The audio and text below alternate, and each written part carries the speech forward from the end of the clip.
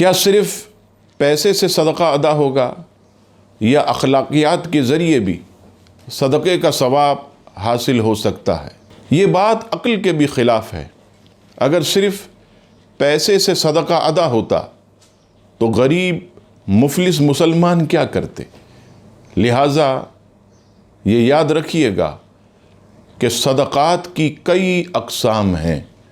یقیناً مال کا راہ خدا میں دینا بھی صدقہ ہے، مگر ترمذی شریف حدیث نمبر 1956، حضرت ابو ذر غفاری رضی اللہ تعالیٰ عنہ اس حدیث کے راوی، نبی پاک صلی اللہ تعالیٰ علیہ وسلم نے ارشاد فرمایا، تمہارا اپنے بھائی کے لیے مسکرانا بھی صدقہ ہے، نیکی کی طرف بلانا بھی صدقہ ہے، برائی سے روکنا بھی صدقہ ہے، بھٹکے ہوئے کی رہنمائی کرنا بھی صدقہ ہے، کمزور نگاہ والے کی مدد کرنا بھی صدقہ ہے، راستے سے پتھر ہٹانا اور ہڈی کا ہٹانا یہ بھی صدقہ ہے، اور اپنے ڈول سے اپنے بھائی کے ڈول میں پانی ڈال دینا بھی صدقہ ہے۔